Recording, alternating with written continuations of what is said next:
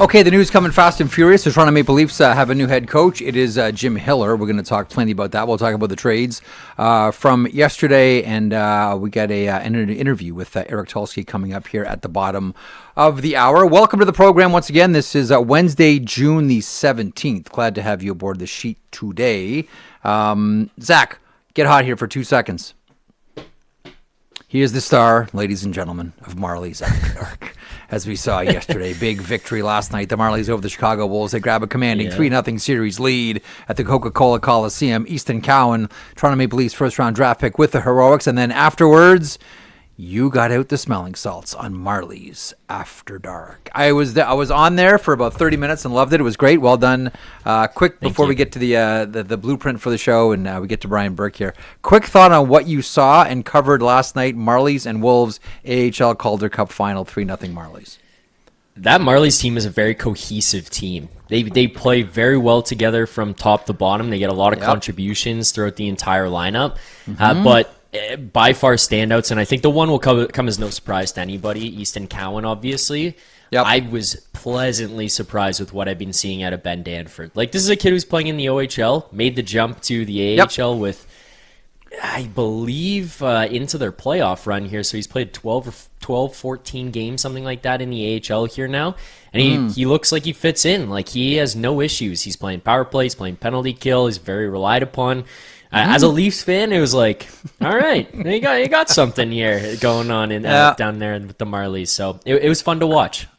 John Gruden, the coach of the Marlies, he is not the big news of the day. Big news yesterday is as Marlies grab a 3-0 series lead over the Wolves. That is the AHL affiliate for the Carolina Hurricanes. And speaking of Carolina, their general manager will join us coming up at the bottom of the hour. The blueprint is powered by FanDuel. Download the app today and play your game on FanDuel. Coming up on the program, we are moments away from hearing from Brian Burke, his thoughts on Leafs hiring Hiller, Maple Leafs Philadelphia Flyers trade. We haven't had his thoughts yet on the Carolina Hurricanes winning the Stanley Cup. We'll get there. We will also talk, speaking of Carolina, to Eric Tulsky, recorded an interview with the Carolina Hurricanes general manager earlier this morning. We'll play that for you, and we'll talk about all those things you can see on the board. Leafs hiring Hiller. Preds acquire Ross Colton. And Colorado, by the way, in the process, picks up their own third-round draft pick. You wonder about offer sheets. Cotter? Gritsik, New Jersey. I'm looking your direction. Before I get to Brian Burke, this segment is a presentation of Canadian Blood Services, who invites you to experience what giving feels like. In a world that can feel isolating and divided, blood and plasma donation offers something rare and fulfilling. Real connection, real purpose, real impact. Every summer, people across Canada get swept up in the excitement of the season, and donation routines can slip, but the need doesn't. This is a moment to rally together as a nation and for new donors to experience firsthand what you get when you give. At a moment when many Canadians are looking for positive ways to show up for one another, Canadian Blood Services is issuing an invitation to new donors. Fill every donation chair in the country this summer. Book at blood.ca through the Give Blood app or call 1-888-2-DONATE. That number again, 1-888, 2-DONATE. Do it. I do it every 3 months. I encourage you to do the same. And speaking of blood, Zach, when there have been some great moments in hockey history where we've seen some bloody players, and we think about Rocket Richard and that famous picture as well, shaking hands at center ice after a Stanley Cup playoff series. But I got to tell you, one of my favorite blood pictures. I don't know if we have this one ready to go. Do you have this one, or Brian Burke from the Maine days? Let's have a look here, and we'll get the story from Berkey. This is not how you are supposed to give blood, Brian. You sit down, they give you a cookie, a cup of water, maybe some orange juice. You get a nice little needle. The whole thing's done. You squeeze a ball for 7 or 8 minutes, and it's all done. Berkey, before we get to the news of the day, that was you with the Maine Mariners of the American Hockey League. What is the backstory on that one? Well, there's no great story. I have my gloves on, so it can't be a fight.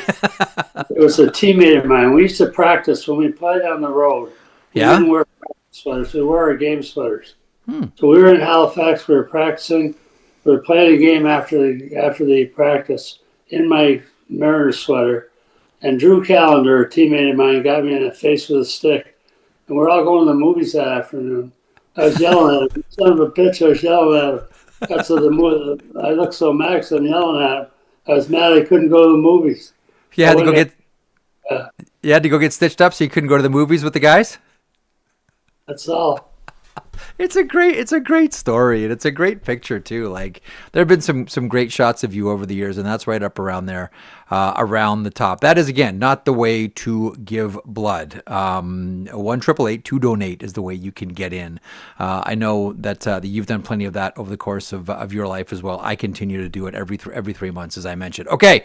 Brian, I want to get to your thoughts on the Carolina Hurricanes and the Stanley Cup final, the Vegas Golden Knights, the final that we just saw. But the news of today, the Toronto Maple Leafs making a coaching hire. And like this one was under heavy security. Like there's no leaks. Like this one was a shocker to everybody. Jim Hiller. We understand the Toronto Maple Leafs interviewed, tens of different coaches. 10, 20, 30, I'm not sure. Jim Hiller ends out on top. Formerly the Los Angeles Kings, was an assistant coach with the Toronto Maple Leafs, certainly. Started in the NHL with the Detroit Red Wings under Mike Babcock. But you have an affiliation with him going back to Chilliwack of the Western League. What can you tell us about Jim Hiller? Well, we hired Jim Hiller. I did not have much to do with it. I'd like to take more credit for Jim Hiller than I can, but I won't because I shouldn't. We hired Jim Hiller to coach in Chilliwack. Daryl Porter, the late great Daryl Porter, was running the business at the time. He brought in Jim Hiller. We all approved him. We all liked him. Got to see him play. Got to see him coach a couple of times, say hello to him. I don't know. Didn't know him well at the time. Got to know him since then a little bit. I think he's a top coach and a top hire. I like it. It's interesting because, right away the reaction is, oh, look at how he coached the Los Angeles Kings defensive 1-3-1, all those types of things. If anybody knows anything about Jim Hiller, first of all, he coached to the roster that he had. That was a core that was aging. They're trying to slowly bring in some younger players. I still maintain that he was coaching to the roster that he had. He's more offensively minded than this one. The other thing that I was told is when he was an assistant coach with the Maple Leafs, good with the kids, good relationship with Austin Matthews, an analytics guy. I believe that's how he met Mike Babcock. He was selling him on, an analytics company, either his or one that he was, one that he knew about. But anyhow, when you look at the bio, it really does check a lot of boxes here for what the Toronto Maple Leafs are trying to do with their head coach and the whole organization. He's got familiarity. He's got an analytics background. He's got familiarity with the players. He's a good coach. He's an accomplished head coach, an accomplished assistant coach. This guy has a full resume. This is a good bet. I like this hire very much. Mm-hmm. When a new coach comes in, the first thing you wonder is, okay, so what happens to the people around him? Does he bring aboard a whole new staff? Sometimes, managers like to at least leave one assistant coach from a previous regime on the bench. What do you think happens here? And from your experience, how often are you so advised or encouraged to leave one from the previous regime? Well, we wanted to leave one when I went to Hartford, and we couldn't because Darcy Aguirre left our team and went to become an assistant GM, which is he stepped up from assistant coach to assistant GM. So we couldn't tell him he couldn't go. But in general, you want to leave one if you can. But I've also told my coaches whenever I hired a new coach, bring in anyone you want. It's not time to give you a list right now. I remember I went to work for Gary Bettman. He asked me, I said to him, can I replace anyone I want? I only had 2 people on the staff. Mm-hmm. He said, yeah. He said, you can replace whoever you want, but I'd really like Mr. Gregory to stay. I said, don't worry, Gary. Jim Gregory's not going anywhere. Mr. Gregory, I call him.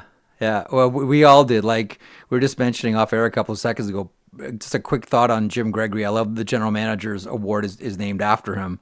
So his name will forever be in circulation. Maybe the nicest man in the history of hockey. Maybe the nicest man ever. No enemies. He worked for 50 years in hockey and had no enemies. I had 20 enemies after I'd been there a month.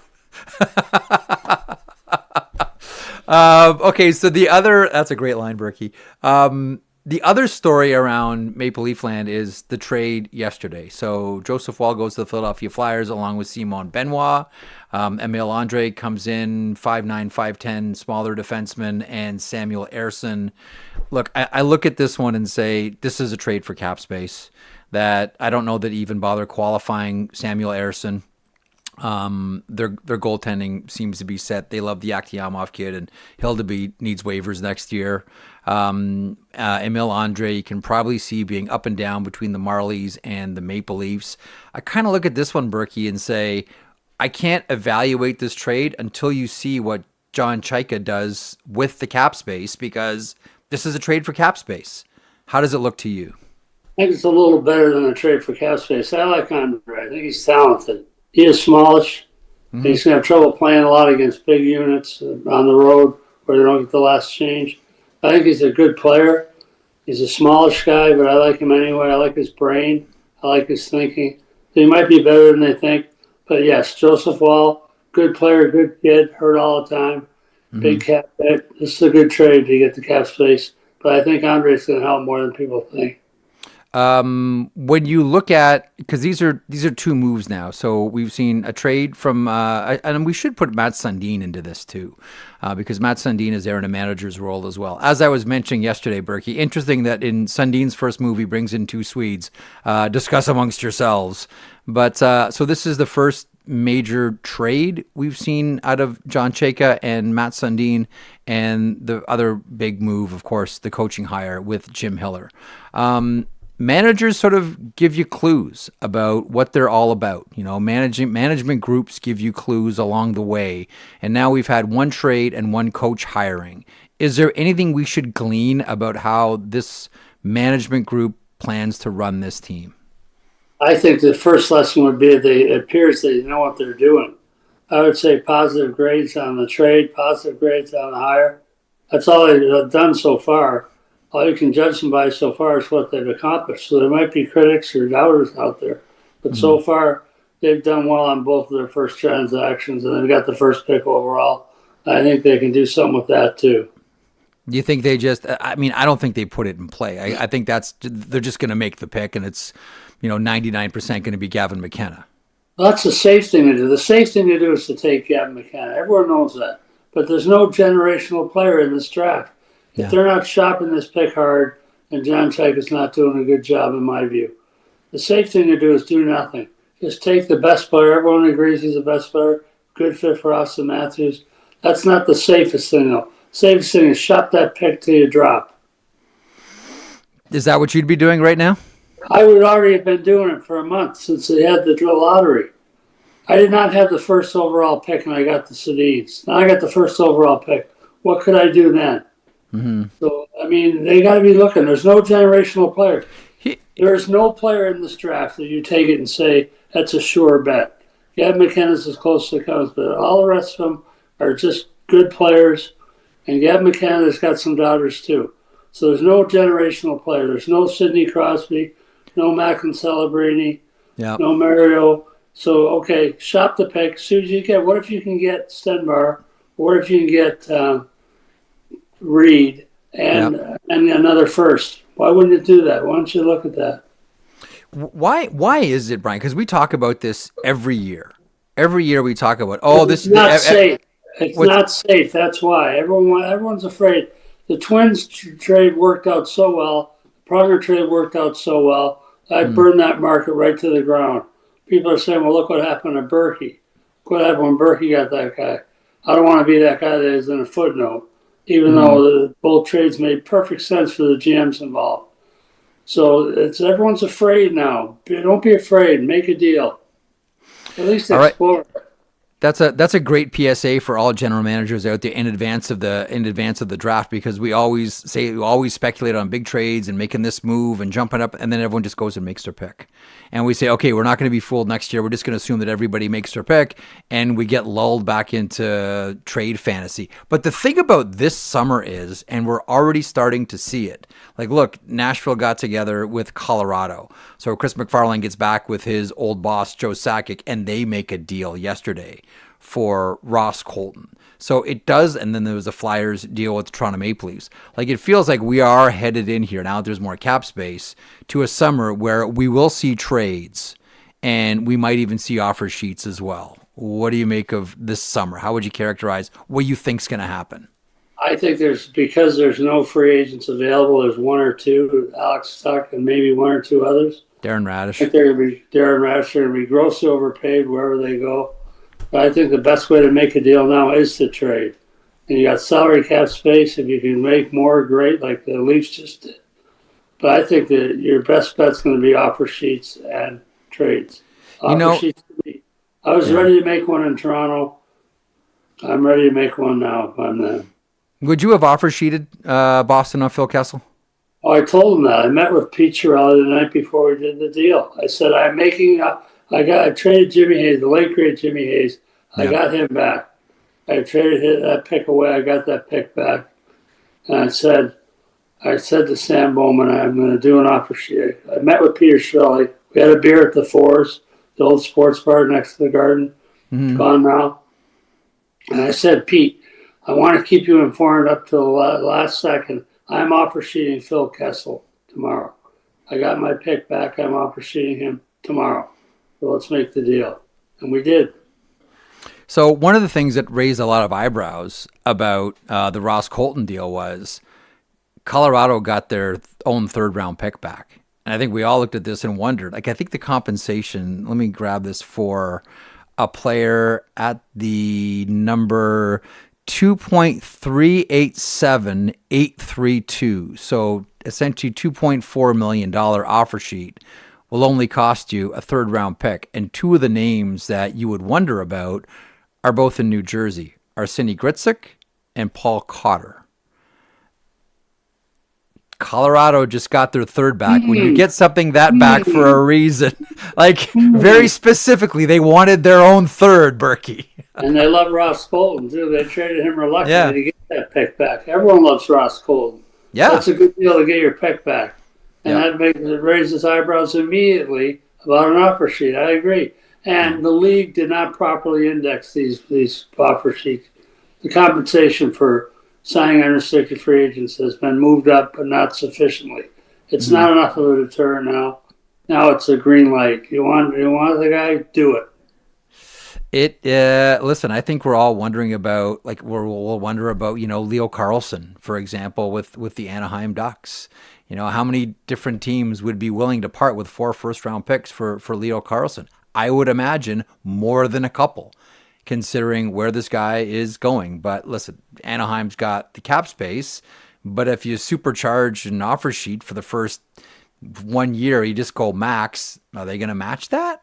Like, this summer it could be fascinating. This could be fascinating. 4 firsts. You better get a really good player right away for 4 firsts. Better than Leo Carlsson. I like Leo Carlsson. I like him. 4 firsts. Do I like him that much?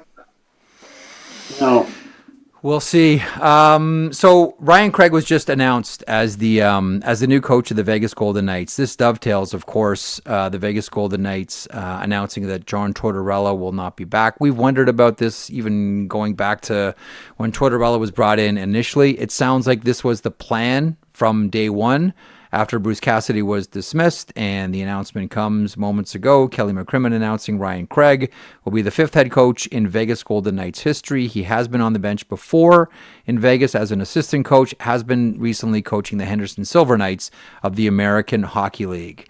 Did this one surprise you? Like, a lot of people look at it and go, like, Tortorella just took him to the Stanley Cup final, a couple of games away from winning the Cup, and they don't bring him back. Well, it surprised me. The speed of this move shocked me. The notion that they wouldn't spend some more time trying to sort this out and see what Torts wanted shocks me. But that's Vegas. Vegas does what they think is best right away. They don't care about what people think. Mm-hmm. It's a beautiful way to do business if you can get away with it.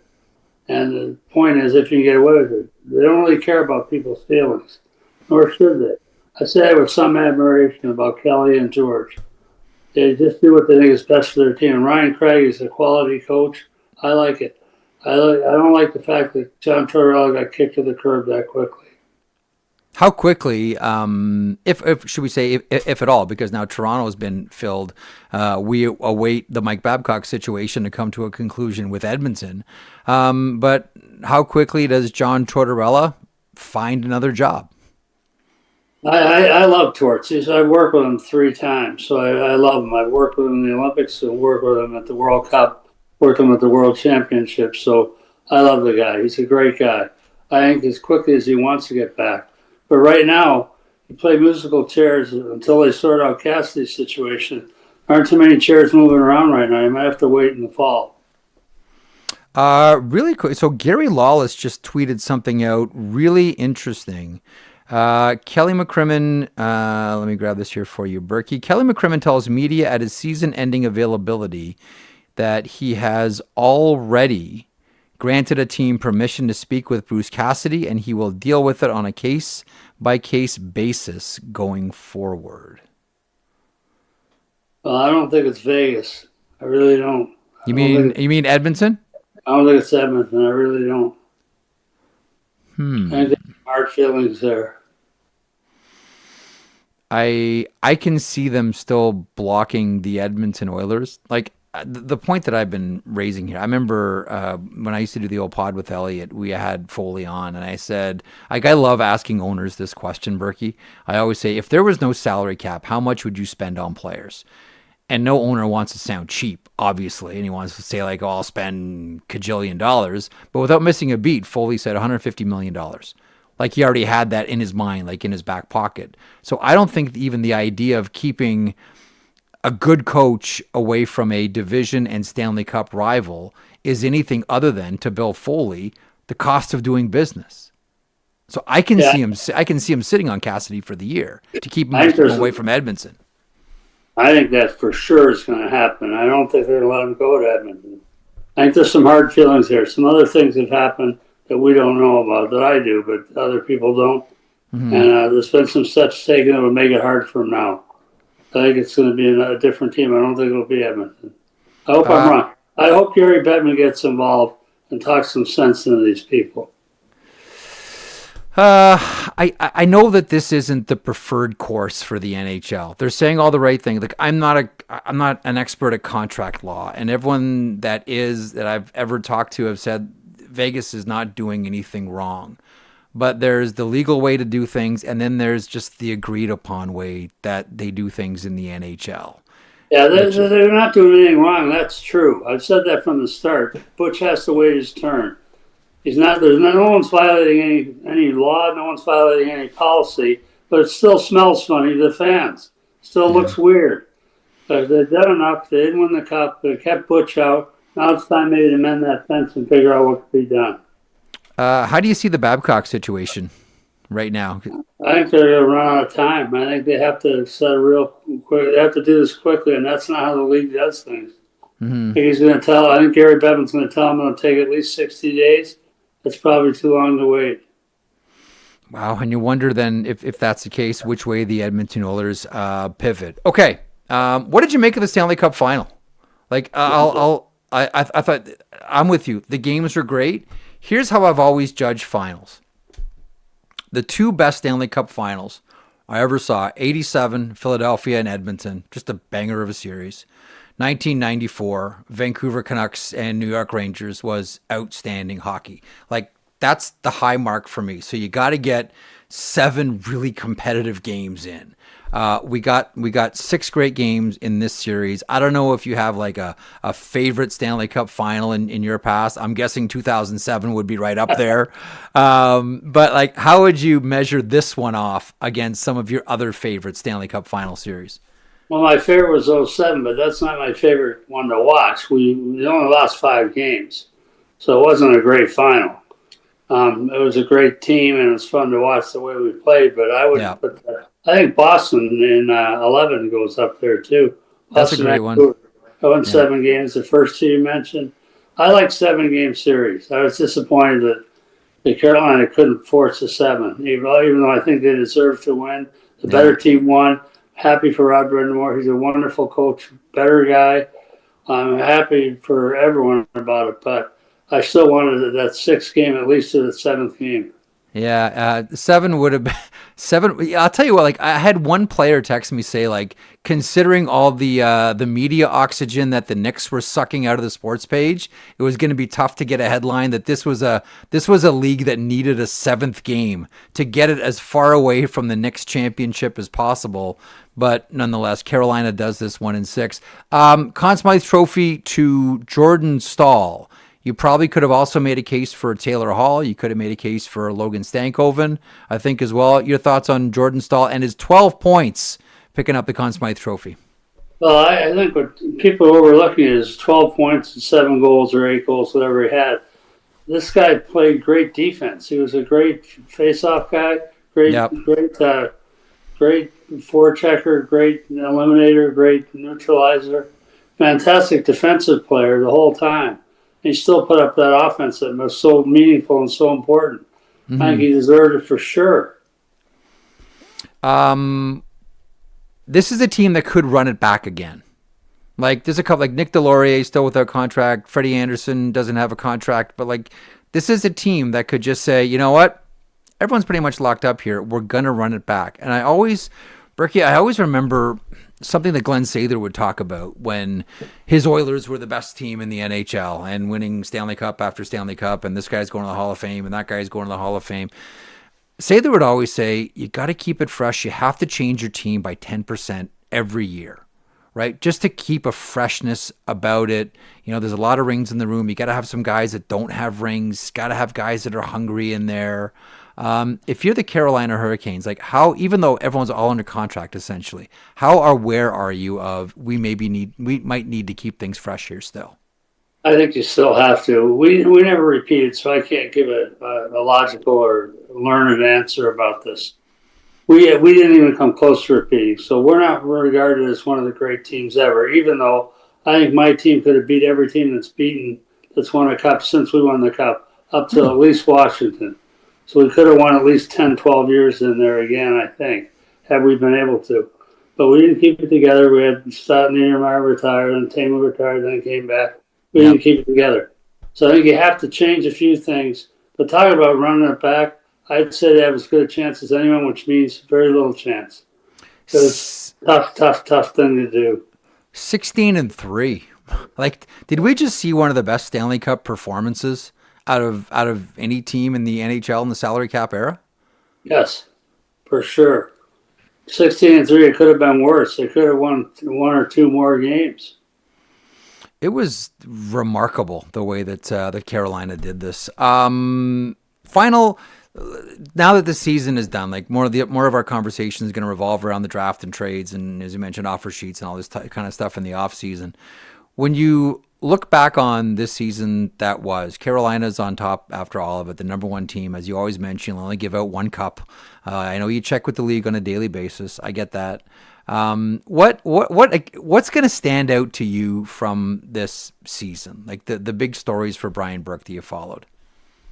Well, I think I think the Stanley Cup winner is always a big story. And also the way they've done it very methodically, a coach that stuck with it. They made systematic additions to address the shortcomings they had. They did a really scientific job of putting the team together. And that'll be the story for me. Then other stories, there's a lot of other stories. Vegas, I think the whole Olympic thing, it was a great year. Yeah. Buffalo Sabres, want to throw them into the mix? Like, what a story. Montreal. Yeah. There's a lot of stories. Every year there is. Great one, and a great season. All right, Brian, we'll talk in 7 days. Thanks for indulging us in your blood story from the Maine Mariners. I wish there was a fight attached to it, but still a funny one nonetheless. Which is a better story? This Drew Calendar. Will go down in infamy. What? By the way, what drill were you running? That where you caught a high stick in the head? We're running the gauntlet after practice. Why were you doing gauntlet?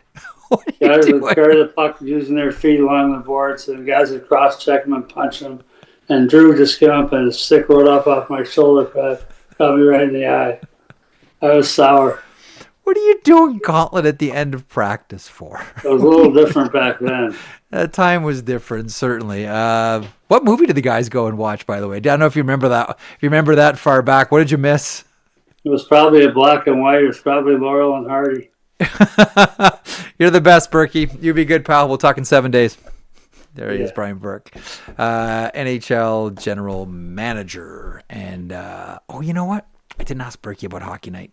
We'll get into that next week with Brian Burke. The end of Hockey Night on CBC. By the way, I've had a lot of texts about this too. Just to clear that one up again, I think I mentioned it yesterday.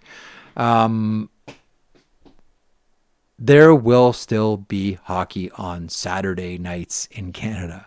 It's just that Hockey Night in Canada, the show, will not be broadcast on CBC. And I am curious to see what happens now with that brand, which is owned and controlled by CBC. Does that now become the banner for the PWHL, Hockey Night in Canada, and its PWHL action instead of NHL? I don't know. But we shall see in the next little while what happens there. Again, the news of the day started off with the Toronto Maple Leafs finding their coach, and that is Jim Hiller. Also, the news of the day is Ryan Craig is now the new head coach, as we've been talking about for a while here, of the Vegas Golden Knights. And as Gary Lawless tweets out, the Vegas Golden Knights have granted a team permission to speak with Bruce Cassidy. So the Maple Leafs have their coach. Edmonton is waiting to see the fate of Mike Babcock here. So does that mean that there is another team out there that is considering firing their coach and bringing in Bruce Cassidy? If Vegas has now, as Gary Lawless mentions, Kelly McCrimmon detailing this at his season ender, they have granted a team permission to talk to Bruce Cassidy. We shall see where this goes, as we like to say here on this program. Okay, so from one general manager, we're going to shuffle to another here, but not before we tell you about this segment, which is a presentation of the Ninja Crispi Pro Countertop Glass Air Fryer. Get faster, crispier results at home or on the go with legendary Ninja air frying power. Prep, cook, serve, and store in non-toxic, clean, crisp glassware. Get more out of your air fryer with the Ninja Crispi collection.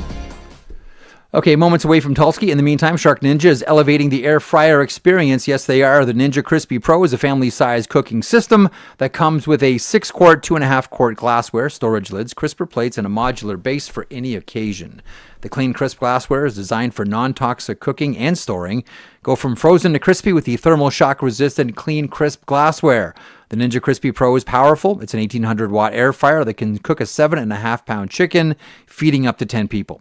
It's customizable with 6-in-1 functions: max crisp, air fry, bake, roast, recrisp, and dehydrate. For more information on the Ninja Crispi Pro, visit the link in our description or go to sharkninja.ca. Zach, I want your thoughts on what we're about to hear and see from Carolina Hurricanes general manager Eric Tulsky, who we had a chance to speak to earlier on this morning. Quick thought on what his Canes were able to do in 6 games against Vegas. Because you're watching the American Hockey League affiliate right now, face off against the Marlies and the Chicago Wolves. Bradley Nadeau, go. How funny it was, too, last night that the team that won the draft lottery, their AHL team is playing against the team who just won the Stanley Cup in the Calder Cup finals. Like, it couldn't have been on more polar opposite ends of things when it comes to their big clubs. Yeah. But as far as the Hurricanes go, I talked about how the Marlies are a cohesive unit. Mm-hmm. That word doesn't even begin to describe what we saw in Carolina. Like, that's one of the best machines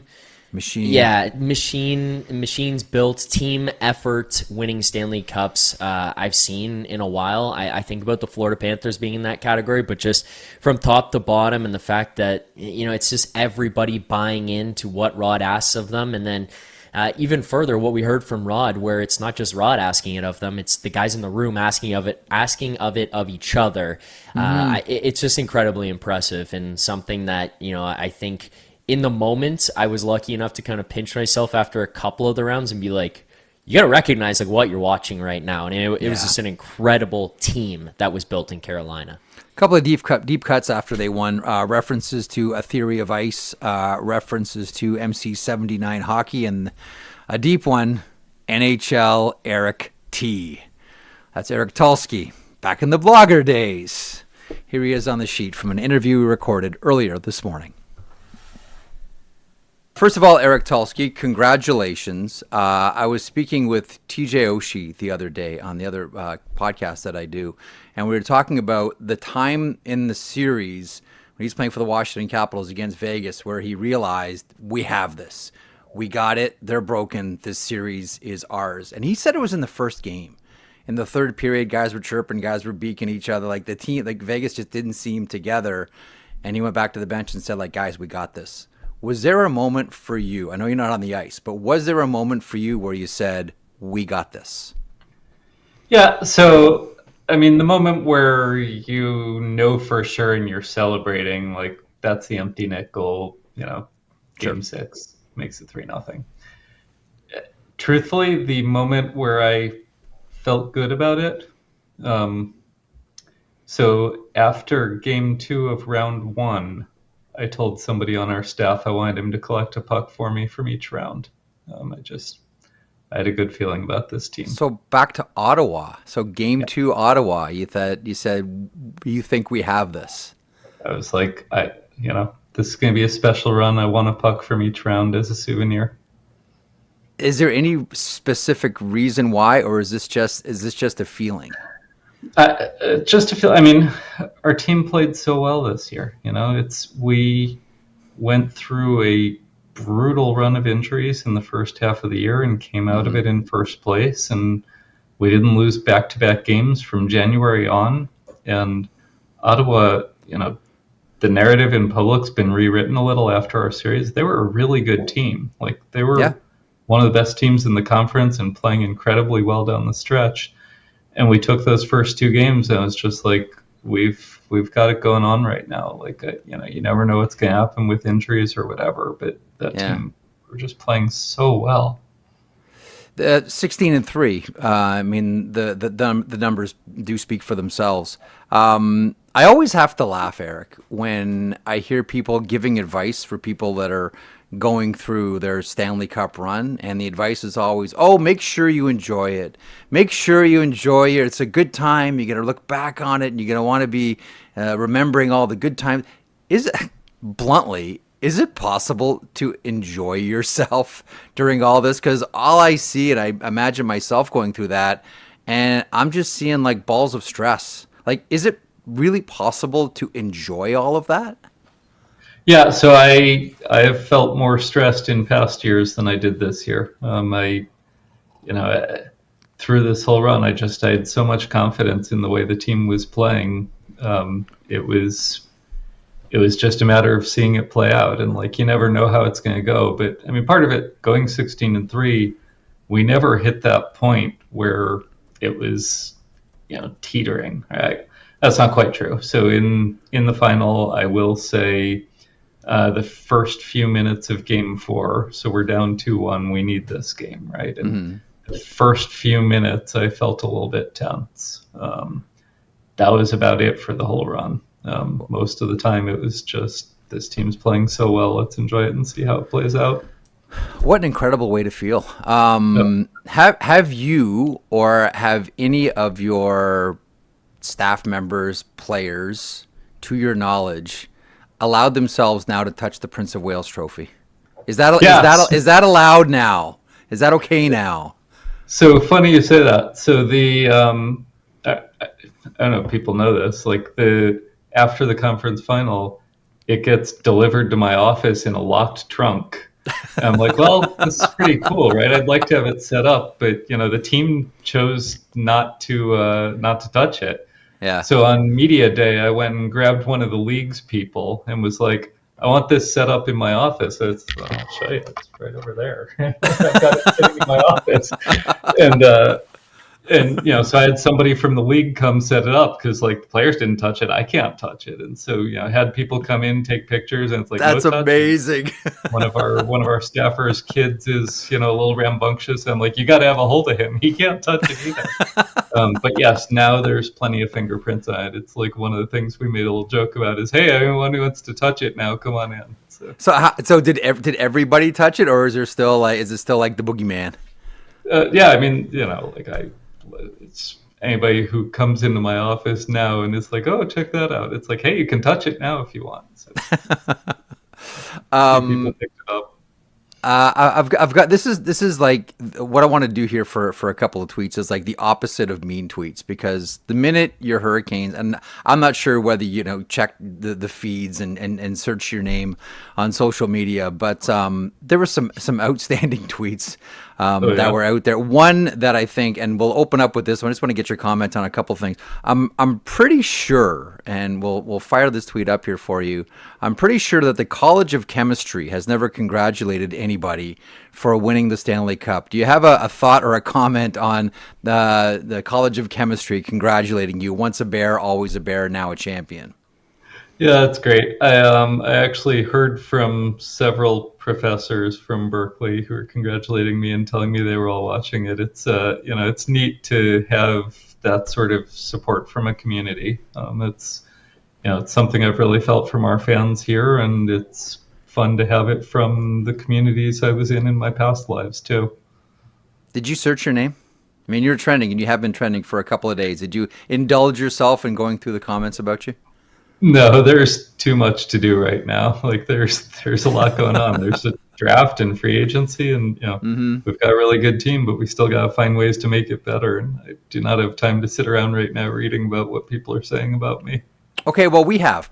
So one more that I want to show you here, and this comes from former assistant general manager with the Florida Panthers, Steve Werrier. What's neat is that when he eventually became a GM, Eric Tulsky, the outsider's outsider, surrounded himself in a front office with women and men just like him, bloggers, lawyers, computer people even, and it worked. Is that accurate? Yeah, I mean, we look for people who are thoughtful and creative and willing to take risks and able to communicate well. And we don't really get hung up on their background. Sometimes playing career can be an asset when you're trying to move into scouting or development or whatever it is. But it's not the only asset people have, and we're willing to look at people outside that path, that pool of talent, to try and make sure we're not missing anyone and make sure that we are giving opportunities to talented people regardless of their background. The one name that comes to mind when you say that, and by the way, I think a lot of people feel the same way, and a lot of people watching this will say, like, thank you for recognizing people that haven't just followed that traditional, I played, and this is going to be my path, and eventually I'm going to work in a front office. But the idea that there are other people to be seen and valued, everybody holds a piece of the puzzle. We've all heard that one before. The one name that I keep coming back to is Alan Etchingham. And I will, by the way, Eric, never forgive you for that blog now being off the internet, because it was my favorite blog to read, A Theory of Ice, which was brilliant, just a brilliant hockey blog. How does Ellen, I'm super happy for her, how does Ellen Etchingham find her way to the scouting department of a Stanley Cup champion team? Yeah, so we knew we needed to hire a couple of scouts, and I'm always looking for people who might have the ability and might not have gotten a look otherwise.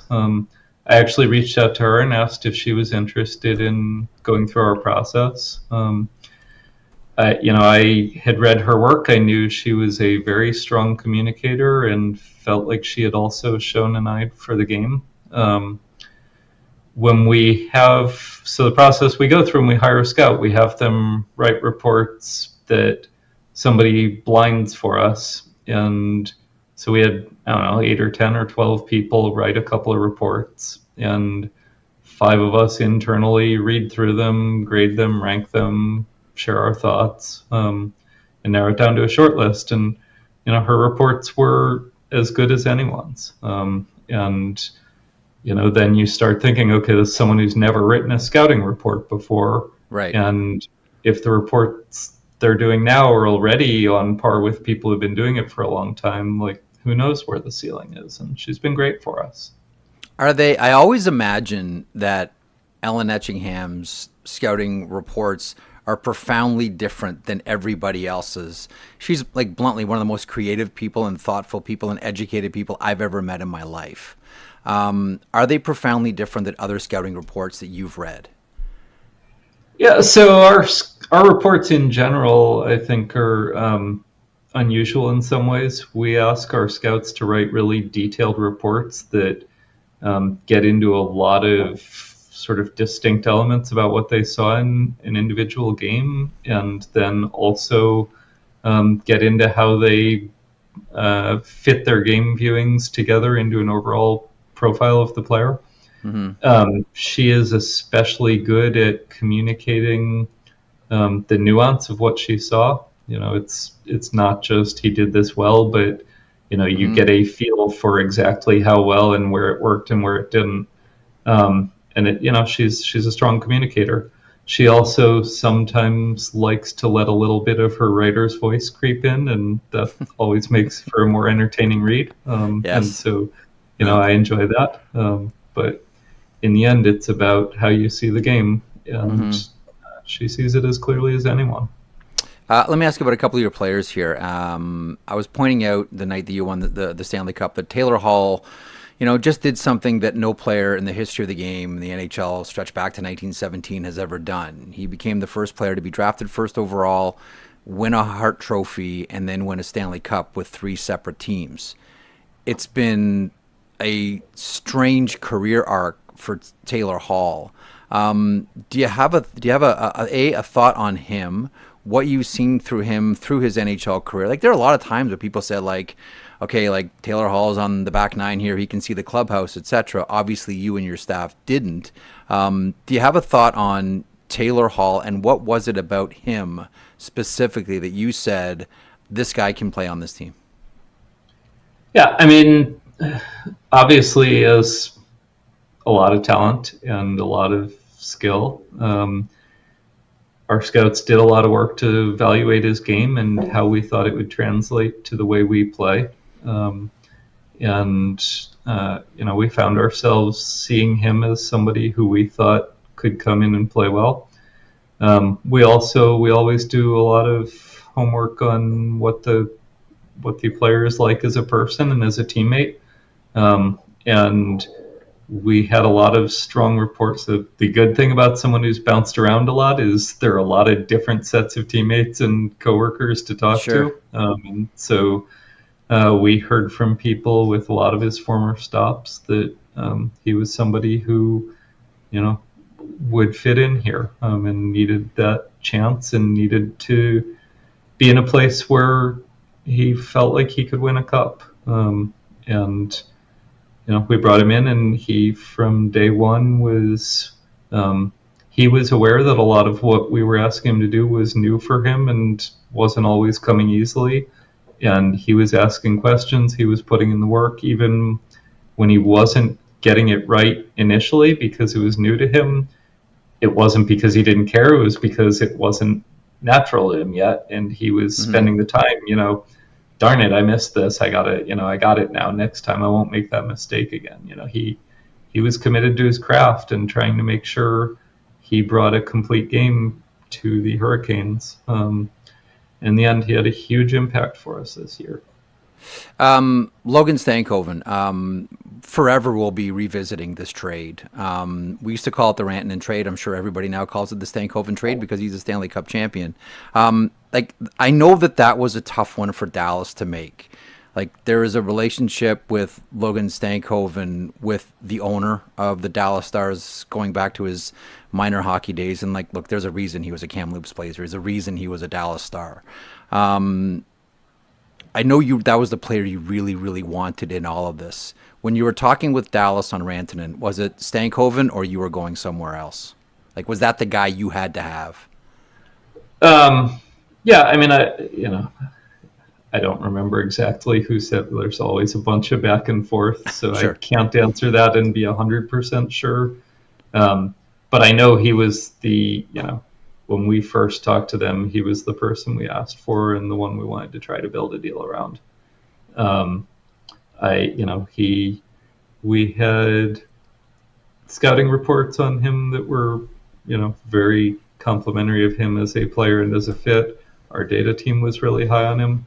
I haven't told this before. I've said we had somebody on our team who said, that guy's made to be a Hurricane. I never said who because if something goes south, I never want to have a staffer, feel like they ate it. But now that he has sort of met and exceeded all expectations, I'll go ahead and give Chris Huffine credit as the person. So he's our video coach, and he was the one who said, if there's, his line was, that guy is a Carolina Hurricane. I don't know how else to say it. And we had strong scouting reports. We had strong reviews from the data team. I didn't expect him to be the person that the coaching staff wanted, because coaches always want size and physicality and toughness. And the fact that that Chris picked him out as someone who he said, that's the guy I want. We knew, we've got unanimous across all our groups that this is the player. So that was where we focused. That's interesting because, and I'm sure you do this as well. I'll ask you, do you do this like in your mind right now? Because we did a lot of this throughout your run. Look at other teams and pick out the players who could play on the Hurricanes. Like in the last series, we'd have the conversation on the show like, oh man, William Karlsson's so great on the Vegas Golden Knights. I could see him as a Carol. Like he has those attributes. When you look around the NHL right now, like in your mind, do you have an idea of like right now who can play on the Carolina Hurricanes from all 31 other teams? Yeah, I think most people can. I think there are a handful of people who are ideal fits. There's a lot of people who would be good fits and would come in and do just fine. There's a small number of people who are ideal fits who are going to come here and look better than they ever have before. And those are the players we have our scouting staff trying to dig up and highlight for us and sort of identify. These are the guys who you bring them in and everyone's going to say, wow, I didn't realize how good he was.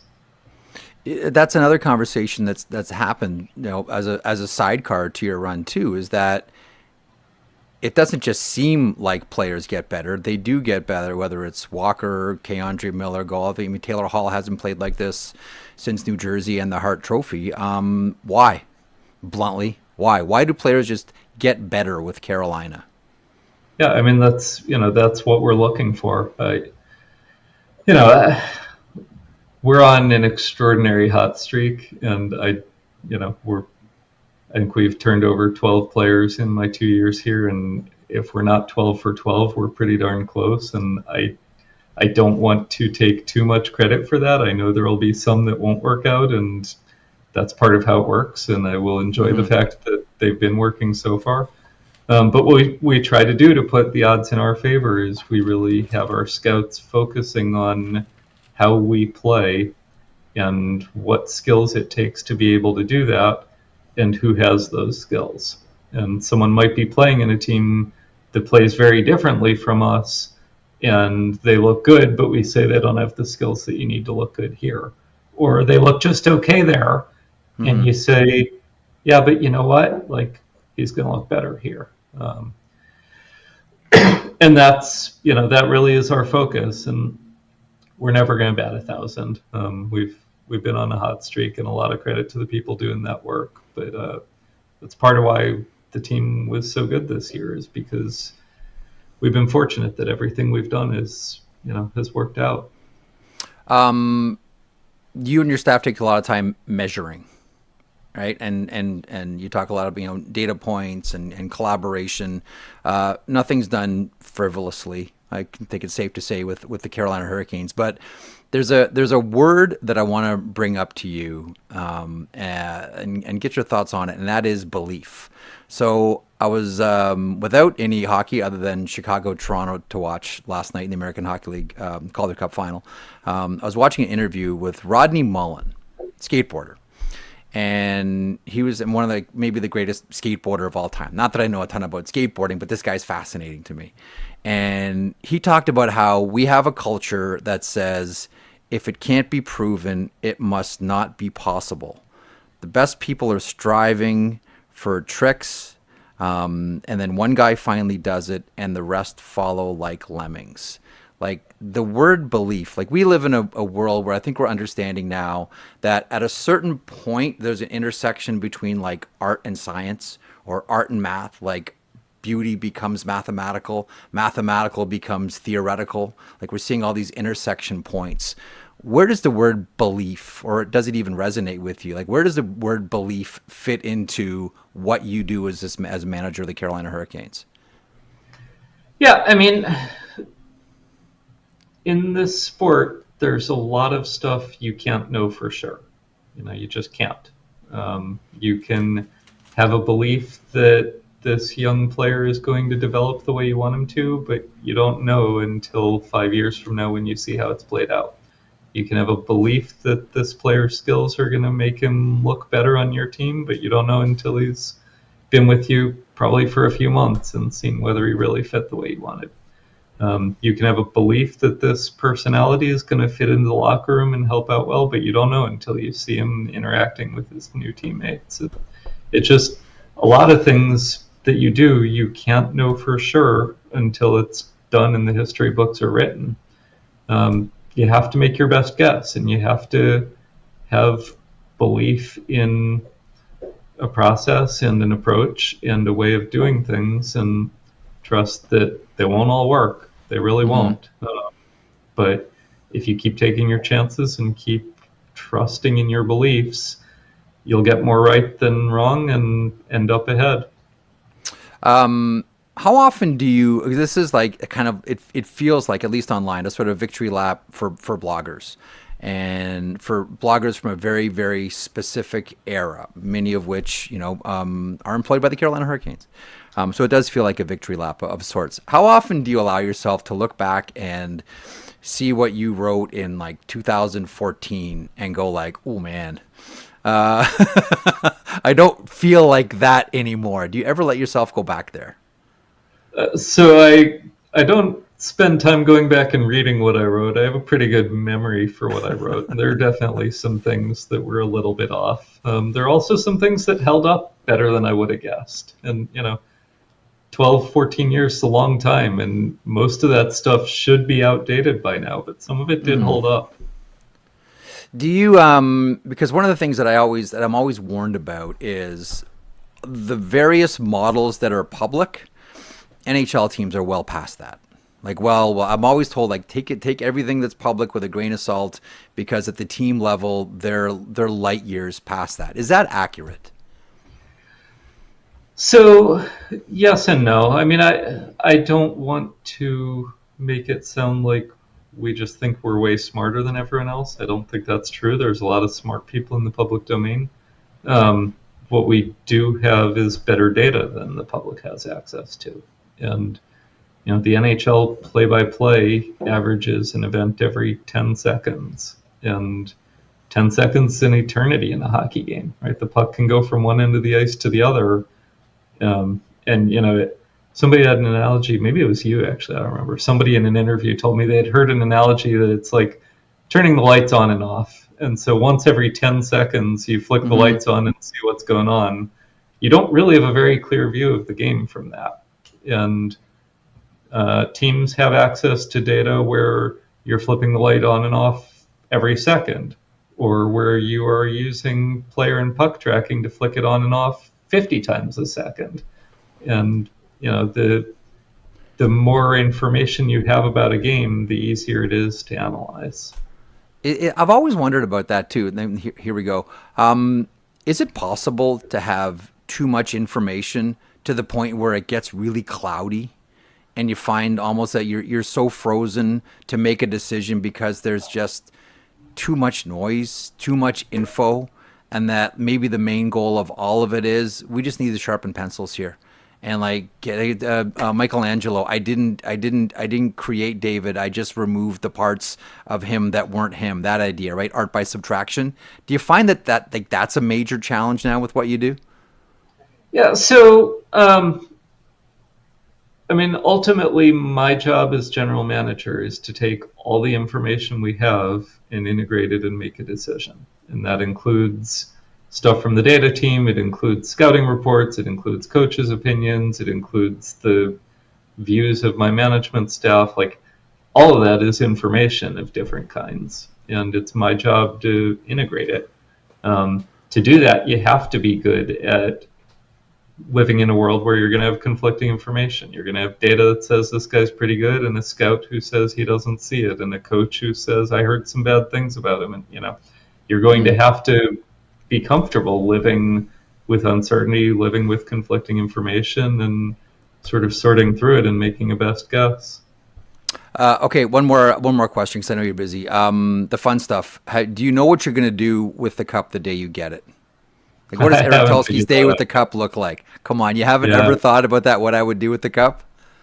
So it's still, we have a short summer this year, so figuring out even when I'm going to do it is still a challenge, much less where. Right. Is there one player? I know they're all your children and they're all special, but is there one player that you were really happy for? Like Ehlers scores the empty netter, and you're like, I am so happy for that guy. Knowing the real answer is everybody, but is there one for you, or maybe someone on your staff? I don't know. Maybe it doesn't have to be a player. Yeah, I mean, so the strong feeling you have year after year, you're looking at players like Jordan and Freddie and Taylor, who have been doing this for a long, long time. And, at some point, everybody starts to wonder, is it ever going to happen again for me? And being able to give them that moment and have them give it to themselves, right? Each of them played great in our playoff run and put us in that position. And having them able to do that and get that chance and know that, they got that before things came to a close, and maybe again, maybe two more times still, but at least they got that one. Right. That was, it's really good to be able to see people get that moment. That's a really nice thought. Eric, congratulations to you, your staff, the whole organization. That was exciting. A legendary run, really exciting hockey. That was a banger of a final. Just such a fun thing to watch. Glad you could enjoy it along the way, as you mentioned, and thanks as always for being so candid. We appreciate it here. Thank you. Had a good time. Thanks for having me. Okay, Zach.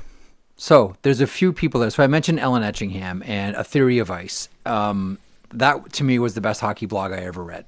And Ellen came to hockey really late. She's from Chicago. I met her at McCormick Arena through someone who was playing in my league. They were a couple. She was his partner, and I was like, I don't fanboy much at stuff about meeting players, but I'm like, and he was like, yeah, she's gonna come pick me up after the game. I'm like, Ellen Etchingham is coming, because I've read her blog forever, and I was such a fanboy of it. And like I mentioned in the interview with Eric, I will never forgive him for that blog being off the internet, because it was the best hockey blog that I ever read. But again, like, comes from a very non-traditional background. And I'll throw in Dennis King as well. Like, there's another person. When you look at people that come to working in hockey, coming from the blogosphere with educated opinions and style, right? Because let's not forget, like, everybody on that staff has their own style, right? Hockey has one very traditional, specific style.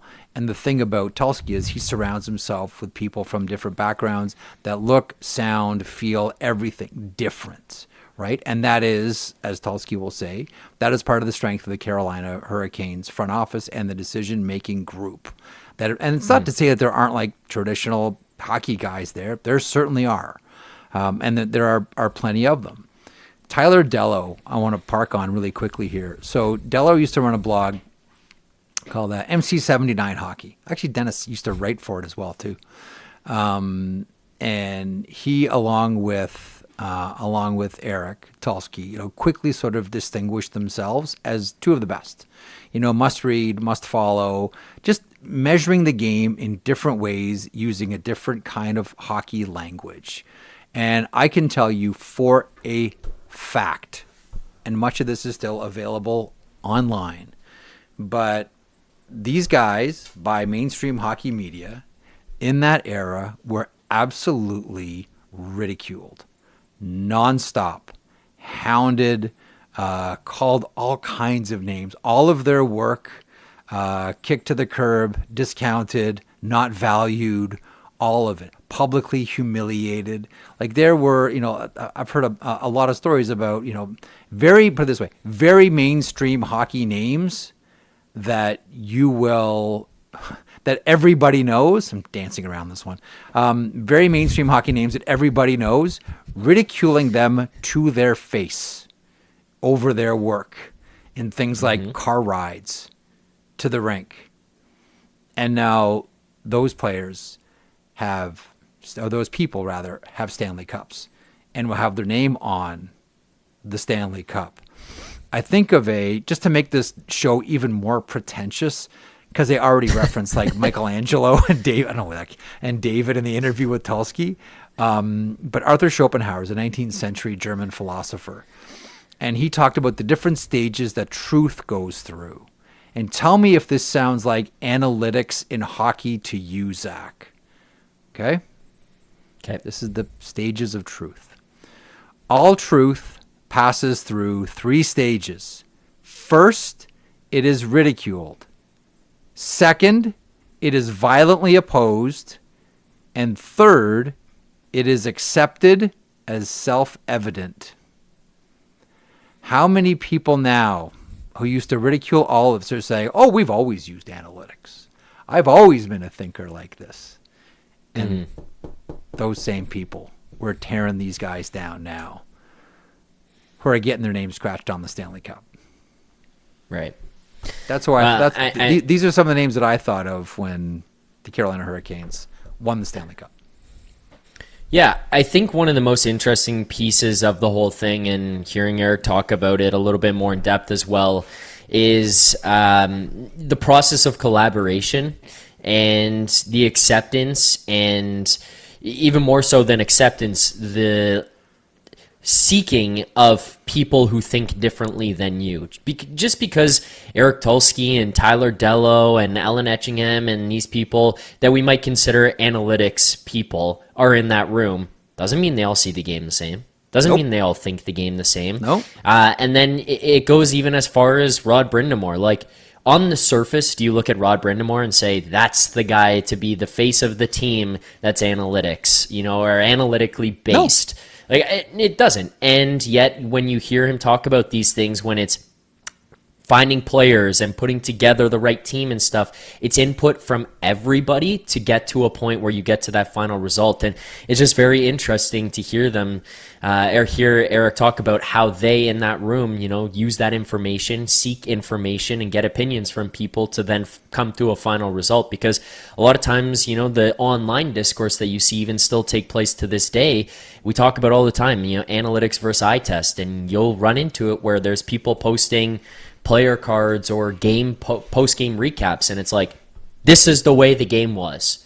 And then there's the people who say, what the hell did you even watch the game? And it's like, well, guys, like, maybe we can meet somewhere in the middle here. Maybe what you saw. So here's the way that I look at here's the way that I look at that. If you just follow your eyes can lie to you. Your eyes lie to you all the time. Not to say that there's not some truth gleaned in it, but capital T truth is sort of really hard to approach. And when you look at ways of measuring the game, i.e. analytics, and that's why I asked Eric the stuff about going back to like 2014. Like, how often do you go back and look at what you wrote then or what you believed then and went like, ooh, yeah, we've moved on from there. Like, the smartest people are always the ones that treat capital T, not even capital, that treat truth as a temporary staging post. Like, this is what I believe the truth to be now, keeping the option open to change my mind later. Those are the ones that ultimately win. They don't look at they don't look at like this idea of truth as like a final destination. It's just a temporary staging post. And what we believe now in 2026, I assure you, we're still doing this show in 2030, Zach. We'll look back on how the game was measured right now and go like, yeah, you know what? We don't look at it that way anymore. And that's true of life. Yeah. That's why we can still read books now about, and I know I do, World War I, and still relearn and think about it in different ways, because we can never get at the actual capital T truth. Because anything that we do think is capital T truth is just a temporary staging post. And it's always evolving and it's always changing. And the best way to approach getting there is to have different voices with different experiences around the table. That is one of the lessons of the Carolina. I can't believe we use it with the Carolina Hurricanes. That is one of the lessons of the Carolina Hurricanes. Like, that's it. It's like, that's part of it. That's a huge part of it. That's why I think that there are a lot of people And a lot of them will watch this show, and I get DMs and texts from people. I think there's a lot of people that don't feel like they can be part of this. Like they feel like outsiders. Like there's this hockey class of people that all played. Where'd you play? Oh, I played in Swifty. Oh, I played at BC. I played in Europe. Like there's that group, and that's obviously a really important group. They're the shoulders upon which other players sit on as this sport continues to evolve. But they're not the only ones. Yeah. Like you just heard the GM of the Stanley Cup champions talk about that. Not just the Stanley Cup champions, but a team that went on a 16-3 run to whip the NHL. Jesus. Every time you hear you say the record that they had is just ridiculous. 2 of the losses came in the Stanley Cup final too. 16-3. Ridiculous. Hey, by the way, as we've just talked about all this smart stuff and you've gone very deep into how hockey goes. Yeah, you got a dick joke for me now? What do you got? No, I was going to ask you a stupid question, but okay. There are no stupid questions, only stupid people. Well, here you go. After U.S. won gold at the Olympics, I'm sure the most watched movie in America, rewatched movie in America was Miracle on Ice. How many people on Sunday night were like, I got to put on Moneyball right now. I got to be watching some Moneyball. The Moneyball numbers would have been through the roof at that point. It's like whenever an artist dies, it's like, oh, great career move. I remember talking to someone who works in the music industry. I was like, hey, did you hear that Roy Orbison just died? And he's like, oh, great career move. Because the back catalog just starts moving. Yeah. Ridiculous. Funny I was just thinking about it too because we were looking for the tweets and stuff. So last night after I finished my show, I was up looking for old Tulsky tweets, and the amount of times you could cross-reference his name and Moneyball in the tweets is hilarious, though. I just searched Eric Tulsky, and I'm like, what can I find? And it just kept popping up, like Eric Tulsky, blah, blah, blah, blah, Moneyball. Eric Tulsky. I'm like, all right, let's keep going here. Just go type in, hockey is a fluid sport, not a stationary sport. Only stationary sports can you measure with analytics. Hockey's too fluid to be measured. Economies are measured using analytical thinking. It's the most fluid thing in the world that's changing every minute. God, man, when you go back to look at the resistance to all of this, it really is spectacular. The numbskull arguments that were put forward, it just is so spectacular. And hopefully that's end scene on that conversation, right? Yeah. Oh yeah, look at that. They'll never win a Stanley Cup. They'll never win They can get to the conference final and surf on skill, and then that's it. Tall foreheads aren't getting there. Okay, all right, okay, sure. So thankfully, tall foreheads. This is end scene on Never all heard of it. that one before. Tall foreheads. Yeah, hang around long enough, kiddo. You'll get all my bad lines. Okay, it's the NHL season, and FanDuel is your home for all the action on the ice. From Blue Line to BetSlip, we've got you covered all season with unique promos, live offerings, more features to let you play your game. If you missed puck drop, no sweat. You've done this all season with a live same game parlay. Build your bets up until the final buzzer. Download FanDuel Sportsbook today. Play your game, and please play responsibly. 19 plus, physically located in Ontario.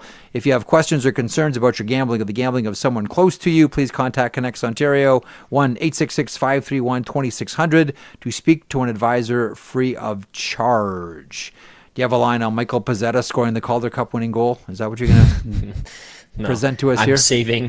I'm saving the Marley stuff till tomorrow. I really have to stretch this out right now, Jeff. So don't give away all the bits and stuff before I can get to them, please. Forget that I said Michael Pezzetta, Easton Cowan, Bo Gru, all these guys. Okay, I'll leave it alone now. It is no longer the NHL season, but one thing that is taking place right now is getting ready for the PWHL draft. And so in the spirit of the PWHL draft, Mr. Marek, I was taking a look over at FanDuel and getting way too excited for the odds for next season. And one of the themes that I seem to be seeing is FanDuel is liking, they're liking some repeat champions because the Montreal Victoire are still favored for next season. So my question to you on the Aaron Ambrose is in Vegas now. Ambrose is in Vegas. Haley Skamura went to Vegas. Go Vegas. Where's Vegas in all of this one?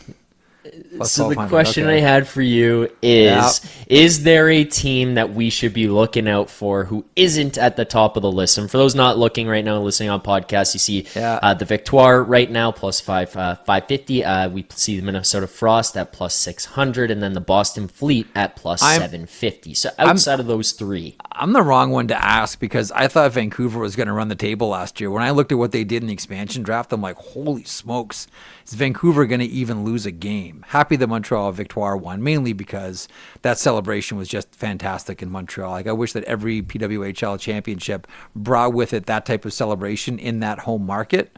Understanding, of course, at the same time that Montreal really is special. I'm probably, again, like I haven't seen, none of us have seen like final rosters, what they're going to look like, injuries, wild card. I'm just hoping. And by the way, Kimberly Weiss, who was the first female on the bench in the North American Hockey League a number of years ago, and has worked with the Colorado Eagles and Avalanche this past season, was named the head coach of the Vegas Golden Knights.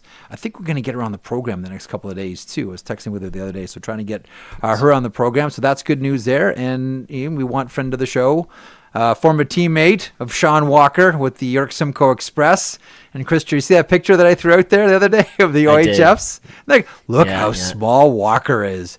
And Ambrose is just a giant in the shot. With the C. With the C at the OHFs for York Simcoe Express. She had the growth spurt first. But just seeing like Sean Walker, who's like, where's the rest of you, kid? In that picture is really fantastic. So I'll be cheering for Vegas. Between her and I loved Haley Skamura. I'm a huge fan of hers, and I want Kimberly Weiss to do really well. So I don't know who's going to win it, but I'm going to be cheering for Vegas this year in the PWHL. Yep, and our friend Aaron Ambrose out there enjoying the warm weather that Vegas has to offer. Dude, nice on the body, good recovery. If there's one person whose body needs to feel good when she wakes up, it's like the shot blocking machine that is Aaron Ambrose.